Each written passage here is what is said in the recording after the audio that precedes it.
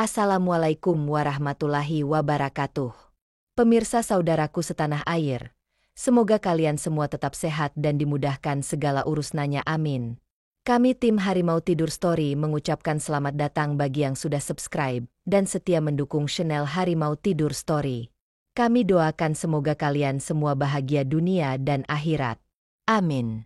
Kami menyajikan kisah-kisah menarik, inspiratif, kisah gedabrus dan berbagai kisah-kisah lain dalam kehidupan nyata maupun alam goib. Langsung saja ke tema hari ini. Pengajian akbar yang digelar di salah satu kota di Jawa Timur berlangsung megah dan penuh hikmat. Ribuan jamaah hadir dengan semangat tinggi untuk mendengarkan ceramah dari Gus Ikdam, seorang ulama muda yang dikenal dengan gaya dakwahnya yang tegas dan menyentuh hati. Para santri sibuk mengatur jalannya acara, memastikan semua berjalan lancar. Sementara itu, para jamaah yang datang dari berbagai daerah berdesakan untuk mendapatkan tempat terbaik di dekat panggung utama. Namun, di balik suasana religius yang kental, ada ancaman yang mengintai di luar area pengajian. Di area parkir yang luas, puluhan kendaraan berjajar rapi. Namun, ketenangan di sana terganggu oleh sekelompok preman yang mondar-mandir memungut uang parkir secara paksa.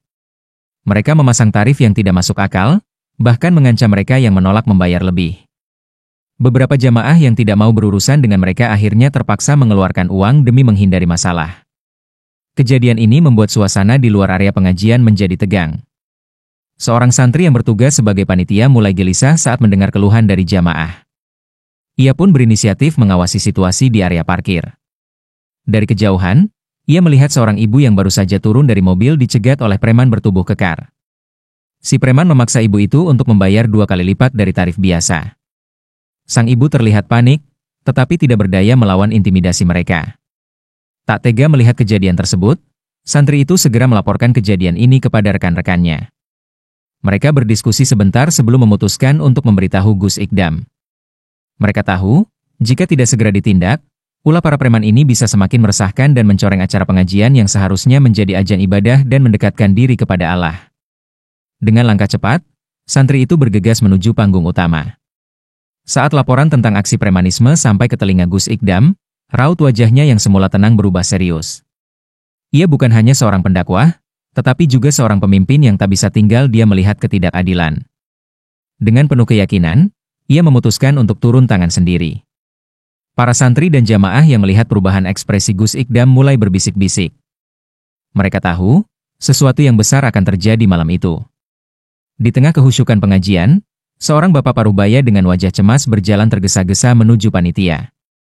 Ia baru saja mengalami kejadian tidak menyenangkan di area parkir. Dengan suara bergetar, ia mengadu bahwa sekelompok preman memaksanya membayar tarif parkir yang tidak wajar. Bukan hanya itu, ada pula jamaah lain yang dipaksa memberikan uang lebih dengan ancaman kendaraannya akan dirusak jika tidak menurut. Keluhan ini membuat beberapa santri yang bertugas mulai resah. Tak berselang lama, seorang ibu bersama anaknya datang dengan wajah ketakutan. Ia menceritakan bahwa seorang preman menggedor mobilnya dengan kasar karena ia menolak membayar lebih. "Saya kesini niatnya ibadah, bukan untuk diintimidasi," ucapnya sambil memeluk anaknya yang terlihat ketakutan.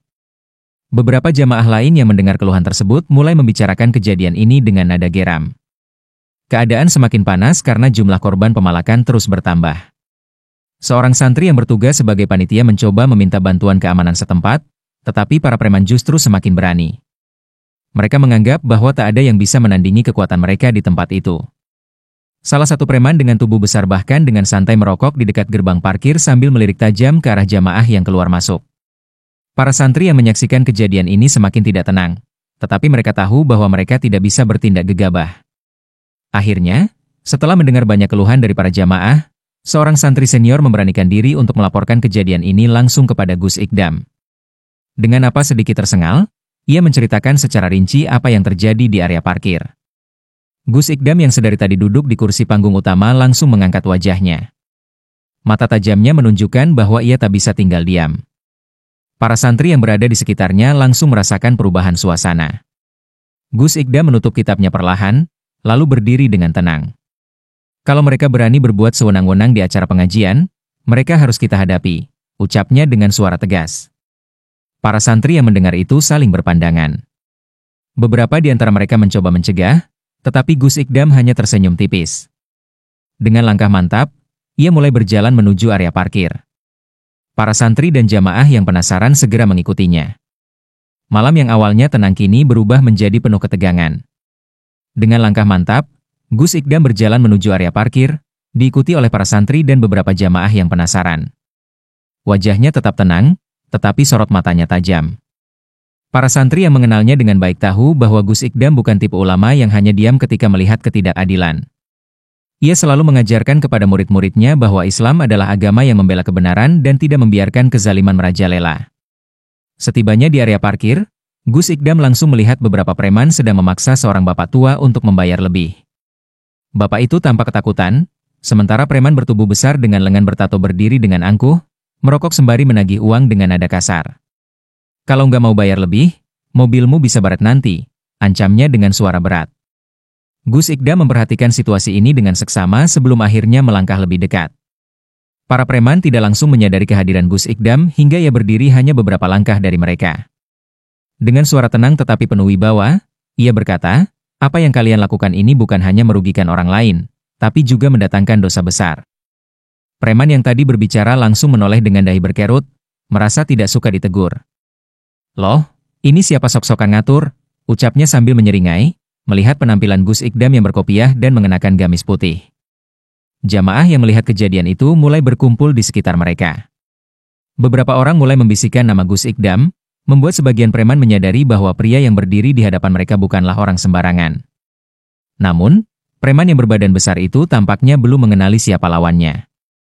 Ia tertawa kecil sambil melangkah mendekat, menatap Gus Ikdam dengan sinis. "Ini bukan urusanmu, Pak Haji. Kalau nggak mau ada masalah, lebih baik pergi," katanya sambil melipat tangan di dada. Gus Ikdam tetap diam sejenak, lalu menarik napas dalam-dalam. Ia menatap preman itu tanpa rasa takut, lalu berkata, "Kalau kalian berani bertindak sewenang-wenang di tempat ibadah, berarti kalian menantang agama ini." Suaranya tenang, tetapi tegas. Beberapa preman lain yang berdiri di belakang mulai gelisah, sementara jamaah yang menyaksikan adegan ini menahan napas.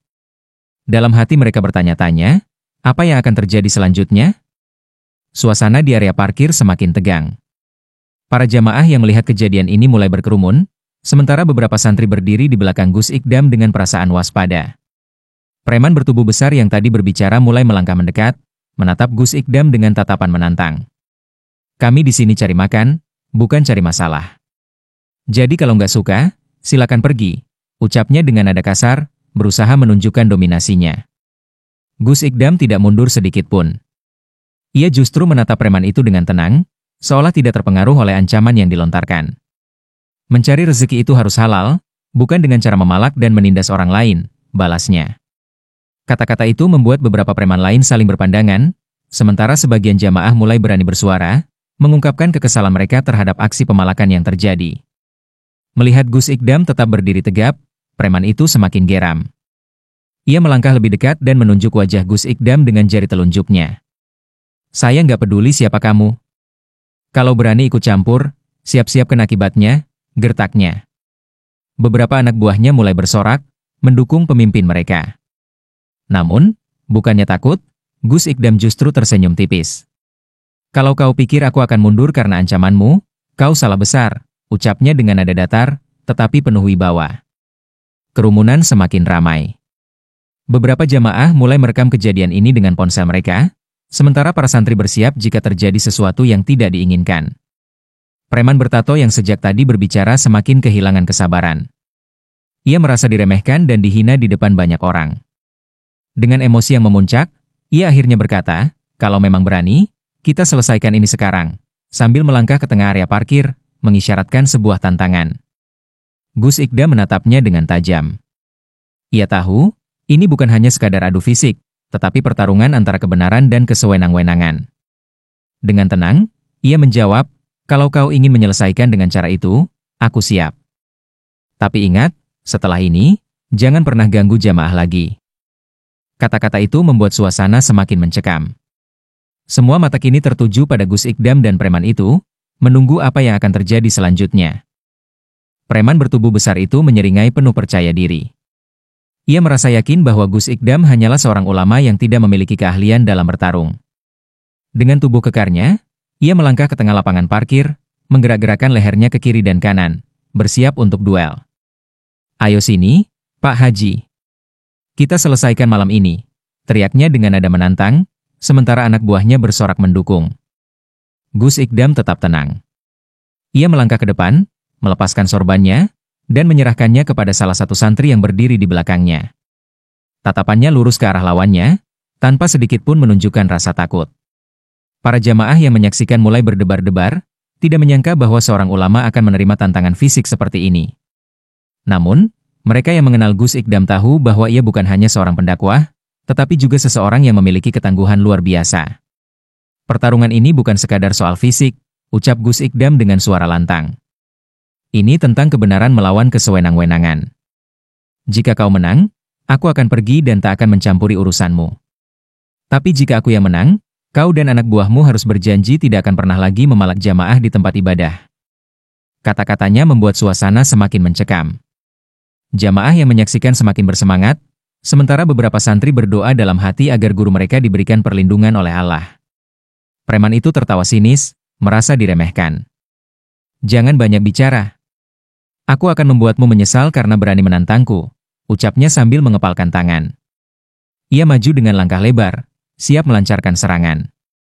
Namun, tanpa ia sadari, Gus Ikdam sudah bersiap dengan postur yang stabil, menunjukkan bahwa ia bukan orang sembarangan dalam hal bela diri. Kerumunan semakin ramai. Beberapa jamaah mulai berteriak memberikan dukungan kepada Gus Ikdam, sementara anak buah preman itu semakin beringas, yakin bahwa pemimpin mereka akan menang dengan mudah. Namun, tak ada yang tahu bahwa malam itu, sesuatu yang mengejutkan akan terjadi. Preman bertubuh besar itu melangkah dengan percaya diri, kepalan tangannya siap menghantam. Ia yakin bahwa sekali pukul, lawannya akan tersungkur. Dengan sorak-sorai anak buahnya yang semakin memanas, ia langsung melayangkan pukulan lurus ke arah wajah Gus Ikdam. Namun, di luar dugaan, Gus Ikdam dengan cekatan menghindar dengan sedikit memiringkan tubuhnya. Pukulan itu meleset dan hanya mengenai udara kosong. Jamaah yang menyaksikan terkejut, begitu pula para santri. Mereka tidak menyangka bahwa Gus Ikdam memiliki refleks secepat itu. Preman itu mengerutkan dahi, merasa dipermalukan. Tanpa berpikir panjang, ia kembali menyerang, kali ini dengan pukulan ke arah dada.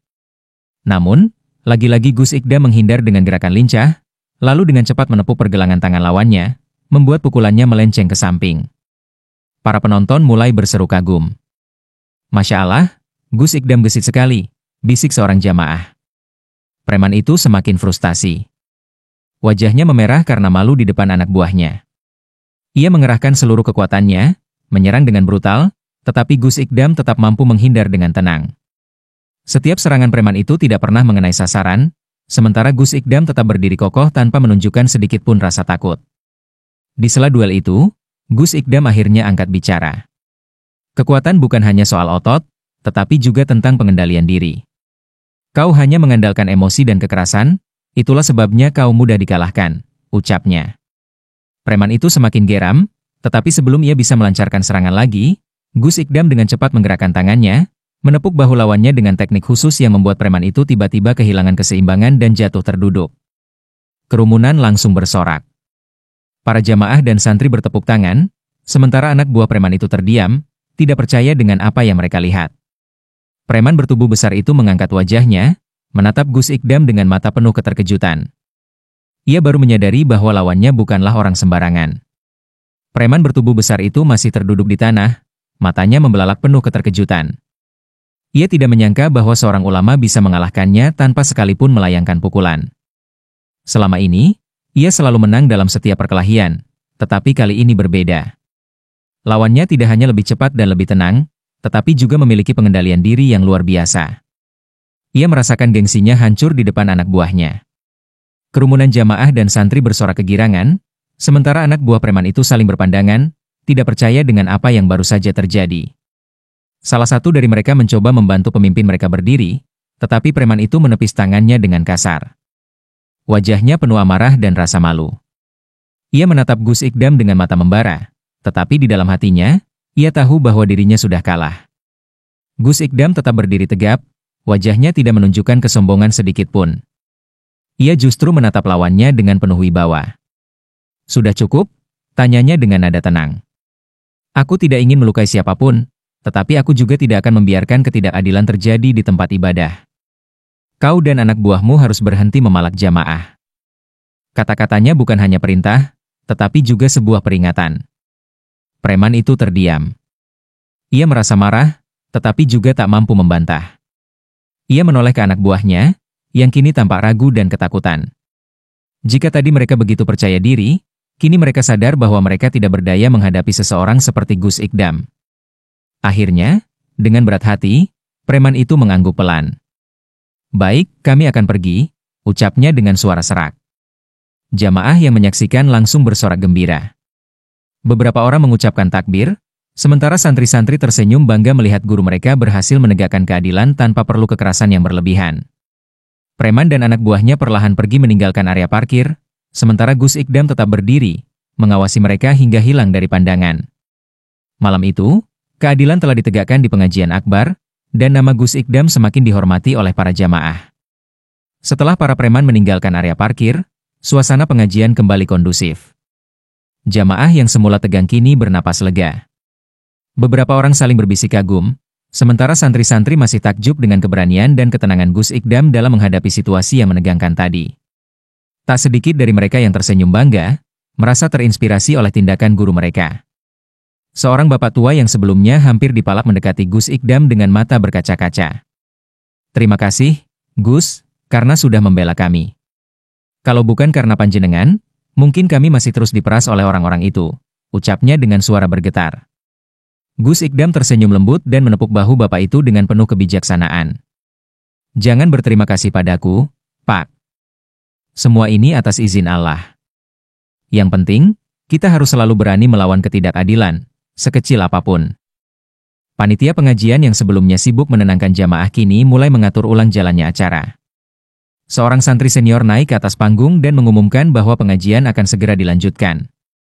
Alhamdulillah, masalah sudah selesai.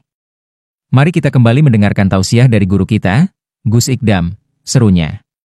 Sorak-sorai jamaah bergema sebagai tanda syukur, dan mereka kembali mengambil tempat masing-masing di sekitar area pengajian. Gus Ikdam melangkah ke atas panggung, wajahnya tetap tenang meski baru saja mengalami kejadian yang cukup menegangkan. Ia membuka kitabnya kembali, lalu menatap jamaah dengan penuh keteduhan. Saudara-saudaraku, ujian dalam berdakwah bukan hanya datang dari godaan syaitan yang tak kasat mata, tetapi juga dari kezaliman yang dilakukan manusia. Namun, sebagai umat Islam, kita tidak boleh gentar dalam menegakkan kebenaran, ucapnya dengan suara mantap. Malam itu, pengajian berjalan dengan lebih khusyuk. Jamaah mendengarkan tausiah Gus Ikdam dengan penuh perhatian, seolah-olah baru saja menyaksikan sebuah pelajaran hidup yang nyata. Peristiwa di area parkir menjadi pengingat bahwa keberanian dan keteguhan hati dalam membela kebenaran akan selalu membuahkan hasil. Setelah pengajian selesai, beberapa jamaah tetap bertahan di lokasi, berbincang-bincang tentang kejadian yang baru saja mereka saksikan. Bagi mereka, apa yang dilakukan Gus Ikdam bukan sekadar aksi berani, tetapi juga pelajaran berharga tentang bagaimana menghadapi kezaliman dengan keteguhan hati dan kebijaksanaan. Beberapa santri yang masih muda bahkan terlihat begitu antusias membahas teknik menghindar yang dilakukan oleh guru mereka. Seorang santri senior, Kiai Hasan, mendekati Gus Ikdam dengan senyum penuh makna. Gus, saya sudah sering mendengar kisah panjenengan menghadapi berbagai macam orang. Tapi baru kali ini saya menyaksikannya langsung. Panjenengan benar-benar sabar dan tetap menjaga akhlak meskipun sedang berhadapan dengan orang yang kasar, katanya dengan penuh rasa hormat. Gus Ikdam hanya tersenyum. Kesabaran itu bagian dari jihad, Kiai. Jika kita terpancing emosi, kita akan sama saja dengan mereka, jawabnya tenang. Sementara itu, di sudut lain, seorang pemuda yang tadi menjadi bagian dari kelompok preman masih duduk diam di dekat area parkir. Wajahnya terlihat gelisah, seolah sedang memikirkan sesuatu. Ia adalah salah satu anak buah dari preman yang tadi menantang Gus Ikdam, tetapi berbeda dengan teman-temannya yang langsung pergi, ia memilih tetap tinggal dan mendengarkan pengajian. Dalam hatinya, ia merasa malu sekaligus kagum pada sosok ulama yang baru saja ia saksikan. Dengan ragu-ragu, pemuda itu akhirnya memberanikan diri mendekati Gus Ikdam. Gus, saya ingin minta maaf, ucapnya dengan suara pelan. Gus Ikdam menoleh dan tersenyum lembut. Maaf atas apa? Tanyanya. Pemuda itu menunduk. Saya tadi ikut-ikutan memalak jamaah. Saya sudah lama hidup di jalanan, tapi setelah melihat panjenengan tadi, saya merasa ada yang salah dalam hidup saya, katanya jujur. Gus Ikdam menepuk pundak pemuda itu dengan penuh kasih sayang. Setiap orang punya kesempatan untuk berubah. Yang penting, kau harus benar-benar berniat untuk meninggalkan jalan yang salah, ucapnya. Pemuda itu mengangguk dengan mata berkaca-kaca. Malam itu, ia membuat keputusan besar dalam hidupnya, meninggalkan dunia premanisme dan mencari jalan yang lebih baik. Pemuda yang dulunya menjadi bagian dari kelompok preman itu masih berdiri di hadapan Gus Ikdam, hatinya berdebar. Ia merasa seperti seorang pendosa yang baru saja menemukan cahaya di tengah kegelapan. Para santri yang melihatnya penasaran, sementara beberapa jamaah yang masih bertahan ikut memperhatikan. Tak ada yang menyangka bahwa salah satu anggota preman akan datang meminta maaf dan mengakui kesalahannya. Gus Ikdam tersenyum lembut, lalu berkata, "Nak, jika kau sungguh ingin berubah, kau harus siap meninggalkan kebiasaan lamamu. Tapi perubahan itu butuh usaha dan niat yang kuat." Pemuda itu mengangguk, wajahnya tampak mantap. "Saya siap, Gus. Saya tidak ingin terus-terusan hidup seperti ini. Saya ingin menjadi orang yang lebih baik," jawabnya dengan suara bergetar. Melihat ketulusan dalam mata pemuda itu, Gus Ikdam mengajak salah seorang santri senior untuk berbicara. "Bawa dia ke pesantren. Beri dia tempat dan ajari dia ilmu agama serta cara mencari rezeki yang halal," perintahnya. Santri senior itu mengangguk hormat, sementara pemuda itu terkejut.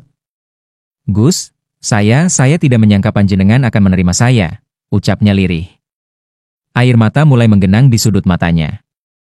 Gus Ikdam menepuk pundaknya. "Allah Maha Pengampun, selama hambanya benar-benar ingin bertobat. Tapi ingat, hijrah itu bukan hanya tentang niat, melainkan juga tindakan," ucapnya penuh kebijaksanaan. Pemuda itu mengusap wajahnya, lalu bertekad untuk mengikuti jalan baru yang diberikan kepadanya. Malam itu, ia secara resmi meninggalkan kehidupan premanisme dan memulai babak baru dalam hidupnya di pesantren. Jamaah yang melihat kejadian ini merasa haru. Mereka menyadari bahwa keberanian Gus Ikdam bukan hanya soal menghadapi preman, tetapi juga tentang mengubah hati seseorang.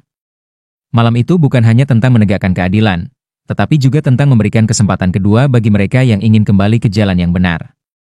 Hari pertama di pesantren menjadi tantangan besar bagi pemuda mantan preman itu. Sejak kecil, ia terbiasa hidup di jalanan, penuh dengan kekerasan dan ketidakpastian. Kini, ia harus menjalani kehidupan yang jauh berbeda, bangun sebelum subuh, mengikuti pengajian, dan melakukan berbagai kegiatan santri lainnya. Awalnya, ia merasa asing dan tidak nyaman, tetapi ia bertekad untuk bertahan. Santri-santri lain menyambutnya dengan ramah, meski beberapa dari mereka masih merasa was-was. Mereka tahu bahwa pemuda itu dulunya bagian dari kelompok preman yang memalak jamaah. Namun, karena perintah langsung dari Gus Ikdam, mereka tetap berusaha menerima dan membimbingnya. Salah satu santri senior, Fahmi, ditugaskan untuk mengawasi dan mengajarinya cara membaca Al-Quran dengan benar. "Belajar mengaji itu butuh kesabaran," kata Fahmi sambil menunjuk huruf-huruf hijaiyah di hadapan mereka. Pemuda itu menghela napas, merasa kesulitan.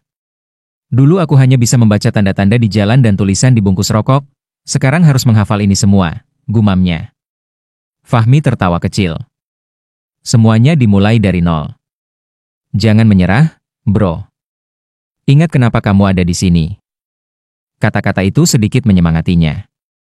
Meski berusaha beradaptasi, terkadang masa lalunya masih menghantuinya. Setiap kali duduk diam, ia teringat teman-temannya yang masih berkeliaran di jalanan, mencari uang dengan cara yang tidak halal. Ada perasaan bersalah, tetapi juga ada ketakutan bagaimana jika mereka datang mencarinya? Bagaimana jika ia tergoda untuk kembali ke kehidupan lamanya? Pikiran itu mengganggunya, tetapi ia selalu teringat wajah tenang Gus Ikdam yang memberinya kesempatan kedua. Suatu malam, saat ia merasa ragu, ia memutuskan untuk menemui Gus Ikdam di ruangannya. Dengan suara lirih, ia bertanya, "Gus, apakah saya benar-benar bisa berubah? Kadang saya merasa seperti orang yang salah tempat di sini." Gus Ikdam tersenyum lembut. "Perubahan memang tidak mudah. Tapi jika kau sudah mengambil langkah pertama, jangan pernah berhenti. Allah selalu membuka pintu bagi mereka yang ingin kembali ke jalannya." Kata-kata itu menancap di hatinya. Ia sadar bahwa perjalanannya masih panjang, tetapi ia tidak boleh menyerah. Hari-hari di pesantren mulai terasa lebih ringan bagi pemuda mantan preman itu. Ia mulai terbiasa dengan jadwal mengaji, sholat berjamaah, dan bekerja membantu di dapur pesantren. Meskipun masih kesulitan membaca Al-Quran, ia terus berusaha. Setiap kali merasa putus asa, ia teringat pesan Gus Ikdam, perubahan membutuhkan ketekunan. Namun, ujian terbesar datang dari luar pesantren dari masa lalunya yang masih menghantuinya. Suatu sore, saat ia sedang membersihkan halaman pesantren, seorang pria dengan jaket hitam lusuh berdiri di luar pagar, menatapnya dengan tajam. Pemuda itu mengenali wajah pria itu salah satu teman lamanya saat masih menjadi preman. "Hei, kau pikir bisa lari dari hidup kita begitu saja?" Pria itu berkata sinis. Pemuda itu terdiam, jantungnya berdegup kencang. Ia tahu bahwa cepat atau lambat, orang-orang dari kehidupannya dulu akan mencarinya. Pria itu melangkah mendekat, menyelipkan rokok di bibirnya. "Kami butuh kau kembali. Kau tahu, tanpa kau, urusan di jalanan jadi berantakan. Jangan bilang kau betah hidup begini, membaca kitab dan bekerja di dapur," katanya sambil tertawa kecil.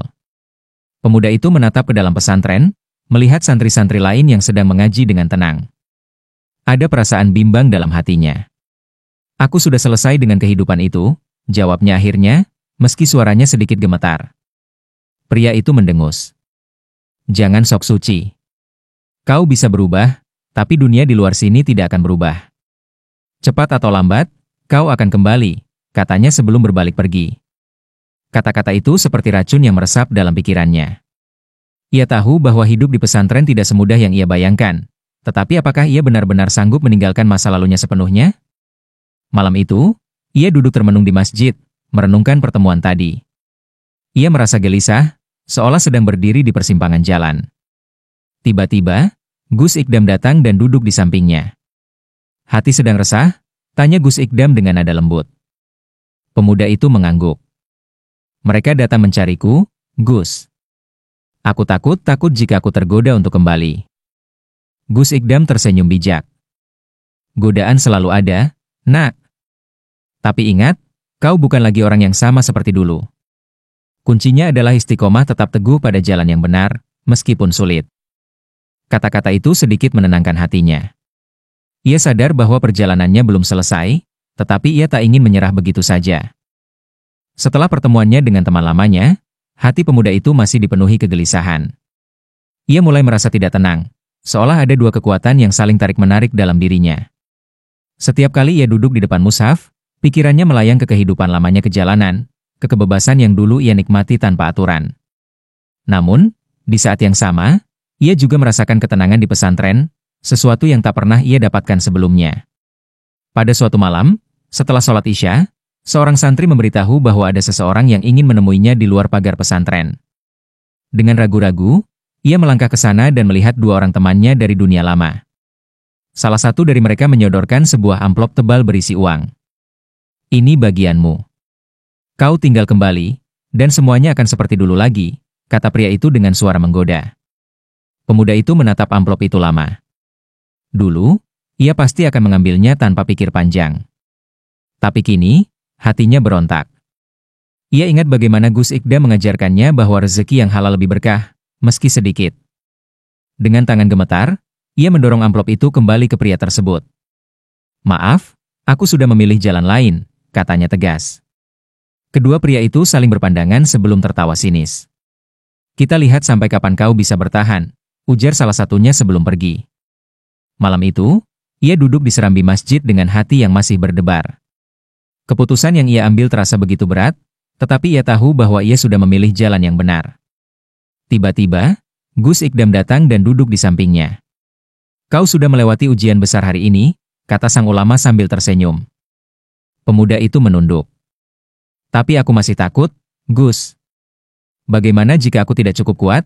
tanyanya dengan suara lirih. Gus Ikdam menepuk pundaknya dengan lembut. "Setiap orang yang ingin berubah pasti akan diuji. Semakin besar niatmu untuk meninggalkan keburukan, semakin besar pula godaannya. Tapi ingat, Allah selalu bersama orang-orang yang berjuang di jalannya." Kata-kata itu memberikan ketenangan di hatinya. Ia sadar bahwa perjalanannya masih panjang, tetapi malam ini, untuk pertama kalinya, ia merasa yakin bahwa ia bisa melewatinya. Hari-hari berlalu, dan pemuda mantan preman itu semakin terbiasa dengan kehidupan di pesantren. Meski ujian terus datang, ia mulai menemukan ketenangan dalam setiap ibadahnya. Setiap kali merasa goyah, ia mengingat kata-kata Gus Ikdam tentang istiqomah. Pelan tapi pasti, ia mulai menikmati kebiasaan baru mengaji, bekerja di dapur pesantren, dan mendengarkan kajian. Suatu pagi, saat ia sedang membantu membersihkan halaman, seorang santri datang membawakan mushaf kecil. "Ini untukmu," kata santri itu sambil tersenyum. "Kami melihat bagaimana kau berusaha belajar, dan ini hadiah dari kami." Pemuda itu terkejut, lalu menerima mushaf itu dengan penuh haru. Dulu, tangannya lebih sering menggenggam rokok atau benda tajam. Kini, ia memegang kitab suci yang memberinya cahaya dalam hidupnya. Seiring waktu, ia mulai aktif dalam kegiatan pesantren.